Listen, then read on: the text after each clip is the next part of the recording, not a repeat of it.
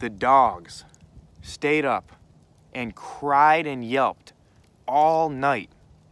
It was so dark that you could literally see every star in the sky.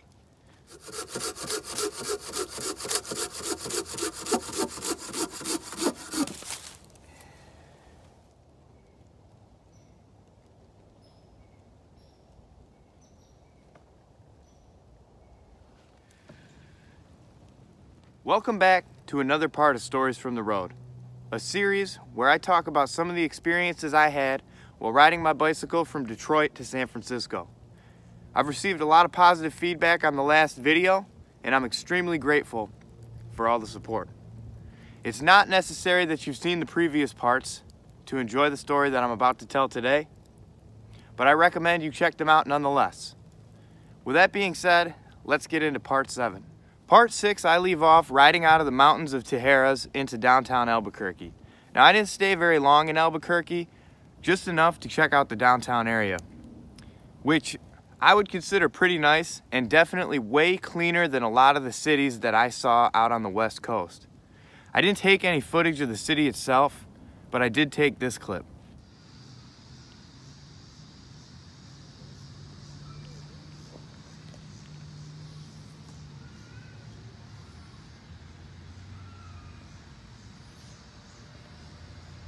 And I also took a few clips of the amazing view that you get from the vantage point on top of Pat Hurley Park.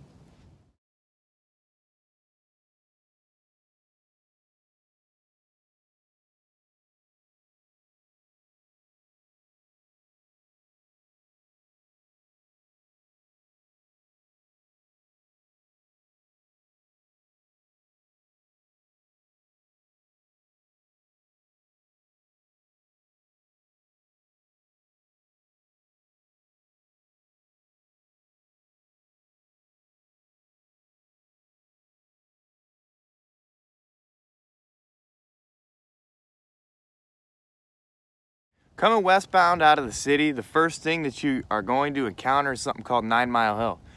Now, people were telling me about 9 Mile Hill all the way back in Santa Fe, saying, oh, you're gonna, because, you know, everyone was always amazed. I'm coming through the mountains. They're like, that's crazy. How are you going up and down these hills? And by this point in the journey, I had unlimited endurance, you know. I could ride up any hill, climb up. I pretty much never had to get off my bike to walk up a hill. So coming out of Albuquerque, the first thing you go up is 9 Mile Hill. I'll tell you what, compared to some of the steeper, shorter climbs that I did, 9 Mile Hill was pretty much a walk in the park as far as I can remember. The one thing I do remember about going up 9 Mile Hill is that I had to stop at a red light at one point in time. And I put my foot down on the ground, you know, so I didn't tip over.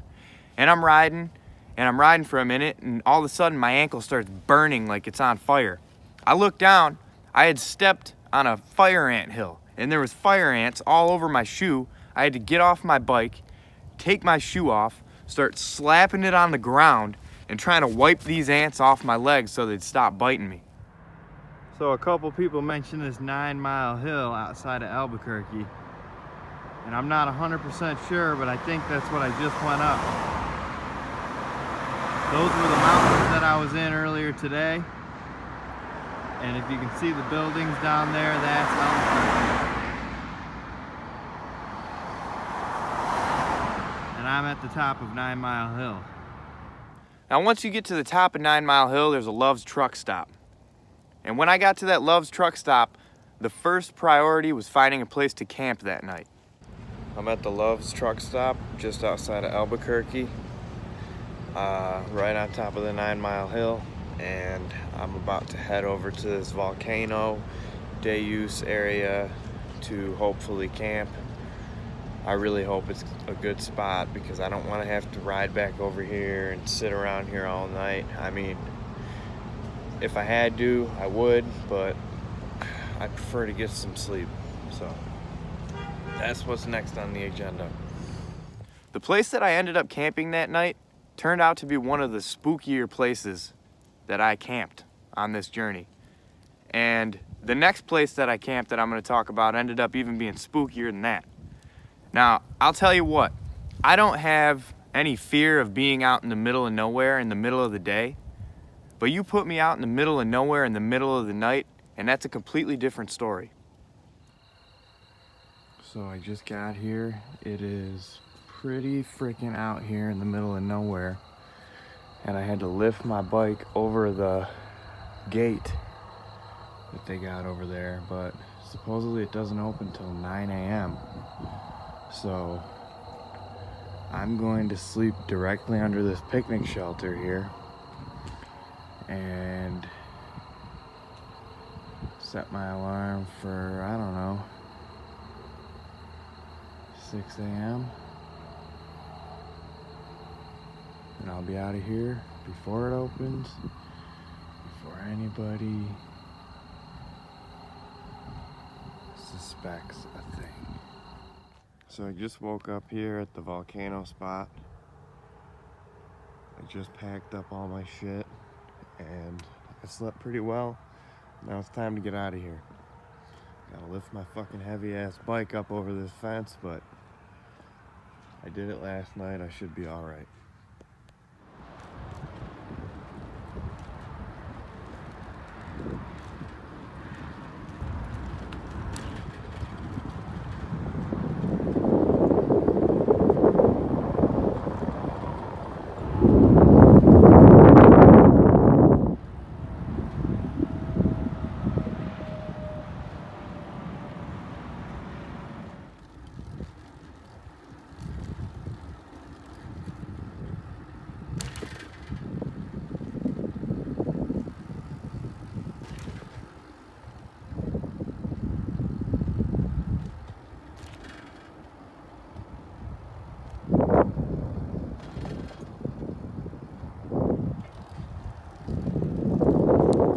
Coming out of Albuquerque, the next city that I would encounter is called Grants. But I believe there was probably like a solid 80 miles in between Albuquerque and Grants. And in this area in between those two cities is pretty much nothing but deserts and Indian reservations and little Pueblo villages.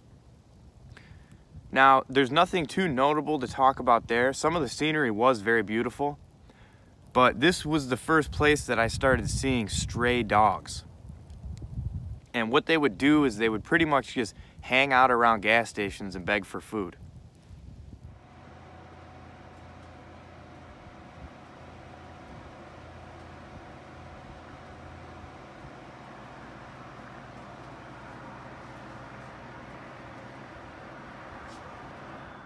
So I've been doing a lot of riding today. Over 60 miles at this point, and I'm about 6.5 miles outside of Grants. So I didn't expect to make it to Grants today, but it's just been a mellow day, you know. I've been on the road for hours. Has to have been over 8 hours at this point. And I took a couple breaks and just, you know, slowly just enjoying my ride through this scenic area. And I'll be in Grants within the hour here. So I actually did end up making it to Grants, as I thought I would last update. And I rolled the dice and I took a gamble on this Super 8 here. Boy, that is probably the nicest Super 8 that I've been to so far. The room is big, it's clean. I'm very pleased. Right now I'm running up to Walmart. I'm about to just get some frozen dinners to microwave on up. And just enjoying having a room to myself, watching TV. I will have to take a shower. I feel like I'm covered in something sticky. Like the rain here, you know, there's like a slight precipitation in the rain. Like, you know, it feels like it left like a residue on me. But I'm less than 100 miles away from Gallup. Once I get to Gallup, that's going to be the next big city. Not big city, 20-some thousand people. But once I get to Gallup, that's when I begin the 5th section of the Route 66 series of maps that I have. So there's 6 sections.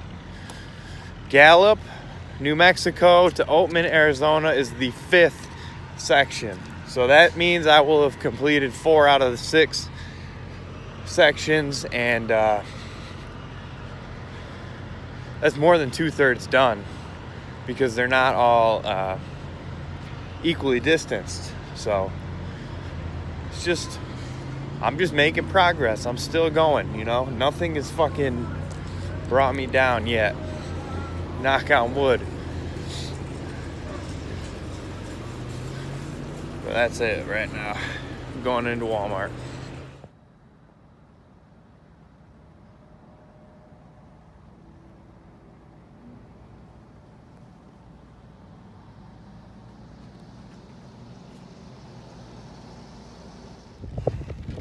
So I'm probably about 15 miles outside of Grants on this Highway 53. And it's a real scenic ride.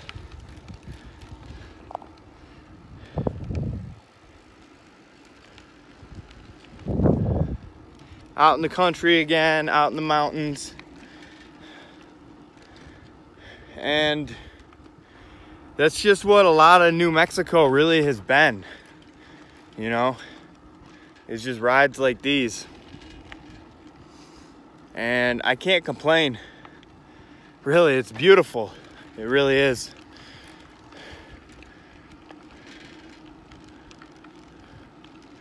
But the one thing that's been annoying me today is these fucking flies, man.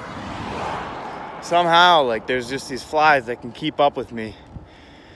Mosquitoes can't keep up with you. Not that there's been really any mosquitoes out here since I've gotten into New Mexico, but these flies, man, they just want to fucking land on you and nibble on you, and God, it's annoying. I fucking wish death to any fly that lands on me. But besides that, I'm just chugging along. Fucker, right there. I feel it on my back, god damn it. Yeah, that's just something that's kind of irritating me today. Is these flies. These little fuckers. They won't leave me alone. The ride coming out of Grants, I experienced some of the most beautiful parts of New Mexico. Something called, for those who don't know, Malpais, which was the site of a volcano that erupted, which is definitely something I recommend everybody try to check out in their life. I think it's something that everyone should experience. And then beyond that is El Morro, which is a national monument, which is basically a huge stone structure that's been a landmark point for travelers for centuries, possibly thousands of years. And I'm not going to say any more about it. I'll just let the clips speak for themselves. I was looking at this black dirt from way down there.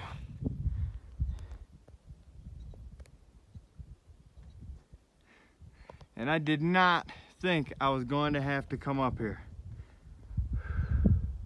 I just keep going up and up and up and up. Still got to keep going up. Currently hiking with my bike about to go a half mile off route down this gravel road to check out these ice caves. So we'll see if it really looks like ice. I'm guessing, I'm really expecting something really cool, or else I wouldn't be hiking, because it's a lot of riding today to begin with. So we'll see. That is ice right there.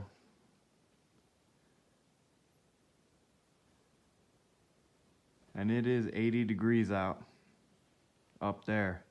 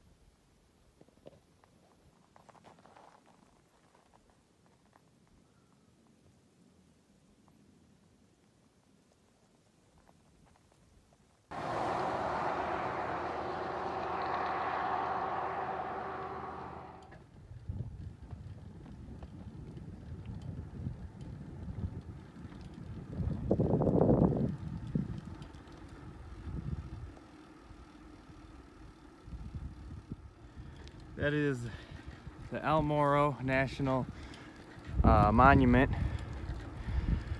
and I am actually going back towards it because there's people up there and I want to get on top of that. So I'm going up there. I don't care what it takes. There's no way I'm gonna pass by and not get on top of that thing, dude. It is massive.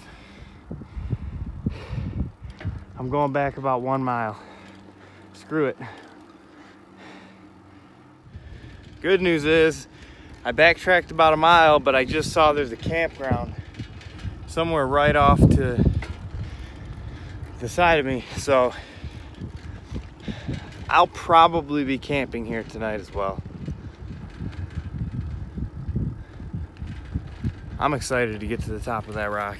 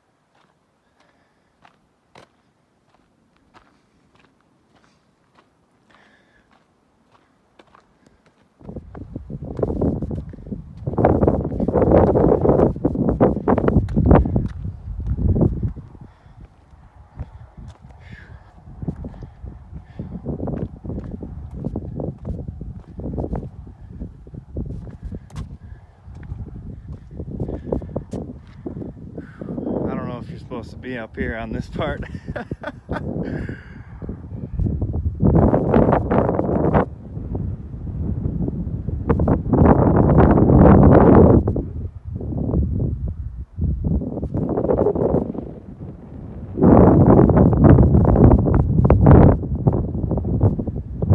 Wow.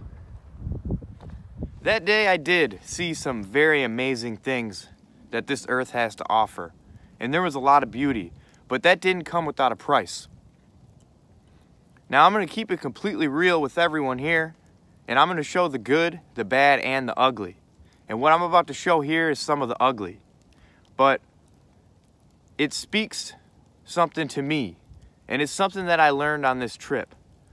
First of all, I was out in the heat way too long that day, and I was out in the sun way too long. I am convinced that that will cause some sort of symptoms of agitation.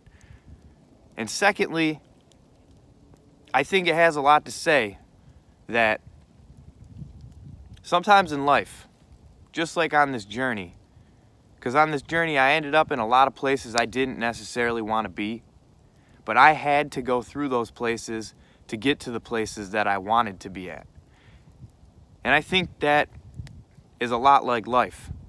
And a lot of times in life, we have to go through these times and places that we don't want to be at to ultimately get to where we want to be at. And so for anyone who is in one of those places right now, a place where you don't want to be, it's somewhere that you have to go through. And you have to remember that we all have to go through places that we don't want to be at. And the only way that you're not going to get to where you want to be is if you stop believing that you're going to make it. So, without further ado, I'm going to show these clips of me acting like an idiot. But it's part of the journey, and I'd be lying to you if I said that I was just out there smiling and enjoying myself the whole time. So right now I'm really fucking irritated. I can't get any service on my phone. little campground they have here is full. I'm 11.5 miles from this place, Ramah. I'm just so fed up. I don't want to ride anymore today at all. But of course, at that campsite, all the camp spots are taken up. And there's only like 5 camp spots. So those people are luckier than me. It's just irritating, man. The sun is just fucking beaming down. And I'm sick of being in the middle of nowhere. And I'm just so pissed off, man. I'm pissed off.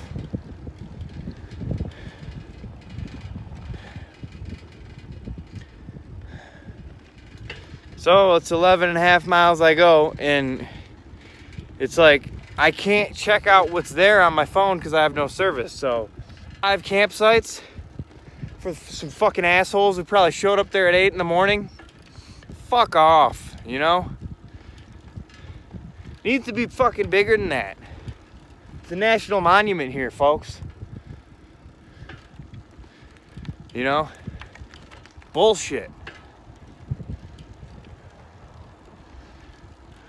Getting annoyed being out here, man. I'm annoyed because I've been out here for too long today already. That's why I'm annoyed, because the fucking sun has been beating down on me all fucking day.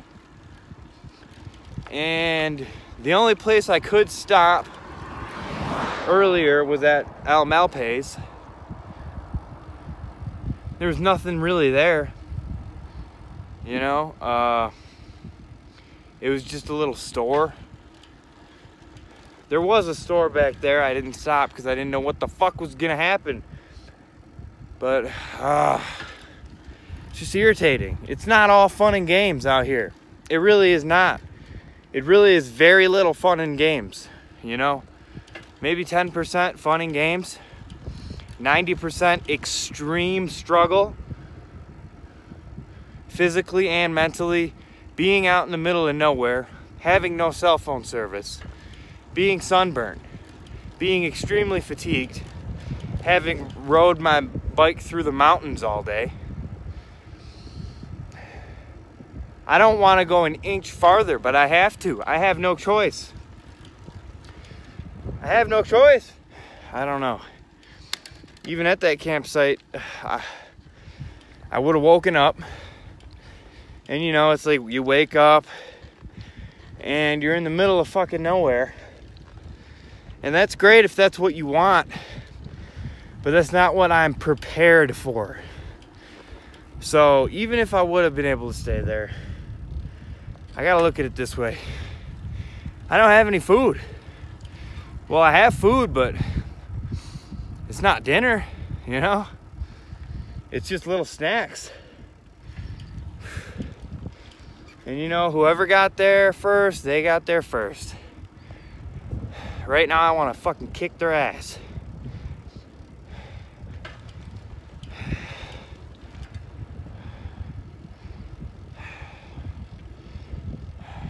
All right, you know, 11.5 miles. That's it. I just had to get it all. I just had to get it out because it's just annoying. It's annoying as fuck. Being out in the middle of nowhere by yourself for periods of time, long periods of time, it can be very annoying for many different reasons. So I'm just gonna keep on going. Keep on going. Right now, I'm pretty sure that's a cave painting on that wall. No, it isn't. But anyways, now that I'm done bitching and complaining, I have 11.5 miles to continue riding. I'm getting hungry out here. So, that's it. That's it, folks. El Morro National Monument. I was up there. The campground was full. And even if it wasn't, I'm not even prepared to be camping out in the middle of nowhere. So, have a good day. So I've been on this stretch of road, this 53, for all day, a long time. Not exactly sure how many miles, but that's pretty much irrelevant, you know, because I can go, that's why I can go and do a 70-mile day. That's not that bad. And then turn around and do a 45-mile day. That's terrible. And it's like, right now what I'm thinking is, you know, like, I'm probably less than 10 miles out from where I need to be. And there was just a gas station back there. I was able to get a couple cinnamon rolls. But it's at a point in the day where the weather, the climate has began to take a toll on me. I'm running low on certain supplies, and I'm just thinking to myself here, this is really no different than when it's happened in any other state, in any other place that it's happened. I mean, how many times have I been in the final stretches of a ride that I really didn't want to have to do, but I had to do it because there was no other option, and it's been extremely hot, and the sun has been extremely bright, and the wind and the hills have been taking a beating on me. You know, what's the difference between now and then? The answer is there is none. It's happened to me in Illinois. It's happened to me in Missouri, Oklahoma, Texas. Hell, I'm pretty sure it happened to me in Michigan. It's happened to me so many times before. But every time it happens, your body freaks out. You know, my body goes into a panic mode where my body's like, oh, you need to seek shade. You need to take a break. You need to do this. You need to do that. And it feels like you're in a lot worse situation than you're really in. I guess it's just your body's way of warning you. But, you know, now I have the experience to, when I start feeling like that, just remind myself, you know, you're gonna get to where you need to be. You're not gonna die. The sunburn's not gonna kill you. You're not gonna dehydrate. You're not gonna starve. But your body, you know, my body tells me that's what, you know, that's the case. But I know that's not the case. My mind is smarter than my body. And experience, now I have the experience to be able to know, you know, this isn't a dire situation. It's just an annoying one to be in, you know. Past couple of days, over the past couple of weeks, you know, I've put in a couple 70-mile days. I would have to say that from Albuquerque to Grants was pretty close to 70 miles. And I know that from Santa Rosa to Las Vegas was pretty close to 70 miles. So I know I can do this. I'm not exactly sure how far I've gone today, but I've gone a lot farther than I wanted to. That's all. That's about it. I went about 13 miles farther than I wanted to, and then on top of that, I got to go another like 11 miles farther than I want to. So, but I'm making it. Got some clouds, so I can't complain. So the fun didn't end once I got to Rama, which is how it's actually pronounced. The only thing that's in Rama is a Dollar General, a Church of Latter-day Saints, and a restaurant and saloon type ordeal, which wasn't even open. So first thing I do when I get there, I go to Dollar General, I get some water, I get dinner, which was pretty much, I think, like pouch tuna and some crackers and like a candy bar. And I'm sitting out there eating, I finish eating, and I'm looking in the parking lot, and I see out of nowhere 2 natives, it was a couple, show up in this parking lot, and I see them going up to different people asking them if they could get a ride headed east. And they saw me and they come up to me and they say, hey, we hitchhiked from Gallup. And they seemed like they were pretty familiar with the area.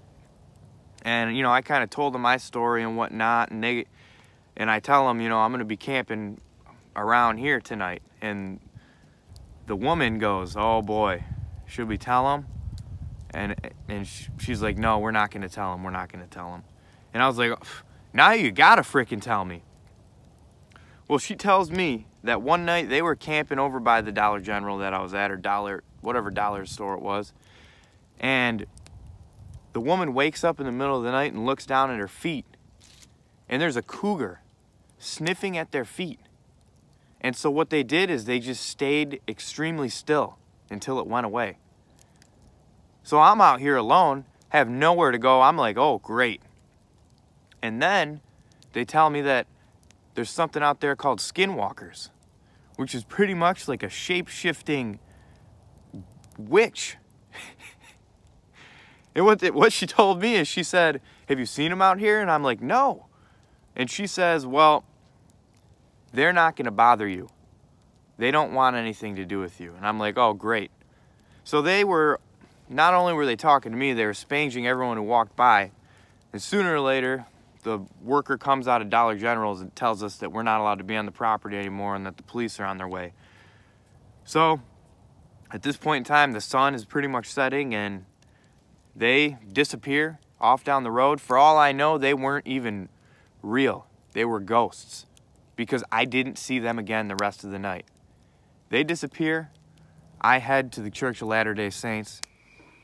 So I'm here in Ramah, Navajo Nation, and there's literally nothing in this town except a Family Dollar and two natives who were hitchhiking came and sat down by me and started talking to me, and we ended up getting kicked off the property pretty much.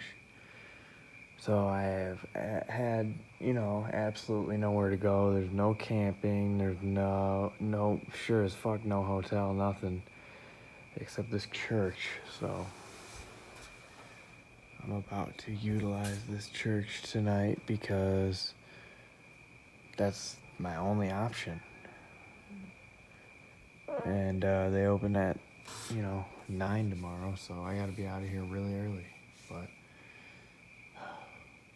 hopefully I'll be safe. They were telling me about skinwalkers and cougars and all sorts of really creepy stuff, so I'm just hoping that I'll be safe. That night I ended up sleeping next to the church in a little air conditioning corral that was walled in on 3 sides. There was a gap I could slide in, and then the wall of a church. So I just rolled my bed out there, and out in the middle of the desert here, this was like Mormon and Indian reservation. You're right next to the Navajo Nation. The dogs stayed up and cried and yelped all night. It was so dark that you could literally see every star in the sky. And all the while, I have these skinwalkers on my mind, thinking that someone's just gonna peep their head over that wall, or a cougar is gonna, who knows, That was definitely, I would say that was probably the scariest night out by myself. So I just woke up and at the church in Ramah. It was a pretty spooky night, but, luckily I wasn't visited by anything. Besides the fact that the dogs around here just cry and howl and bark through the whole night, and I was just kind of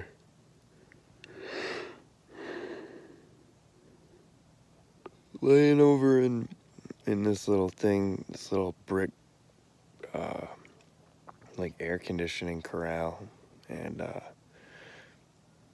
I know I fell asleep probably at around 10, and I didn't wake up for the first time till 4, so that's 6 hours of sleep, so I really can't complain. And it's really cold out right now, and right now pretty much just waiting for the sun to come up a little bit so I can get going, because there's really nowhere for me to go. I obviously survived that night, and that morning I continued on my way west towards Gallup, New Mexico. If you made it this far in the story, thank you very much for watching. I think this is where I'm going to cut part 7 and where part 8 will begin. Thank you for the continued support. If you're a continuing supporter,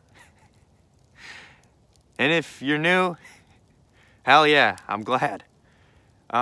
You know, like, dislike, subscribe, share, all that good stuff. I'm out here right now. I got me a fire going, and that's pretty much the difference between being comfortable and miserable in Michigan. Also, as you probably noticed, I got a tripod. So I'm working on this here. I'm working on bringing production quality up. I'm working on my storytelling. I hope that was entertaining. I can pretty much try and guarantee that the next parts will be entertaining. So with that, I hope to see you next time on another part of Stories from the Road.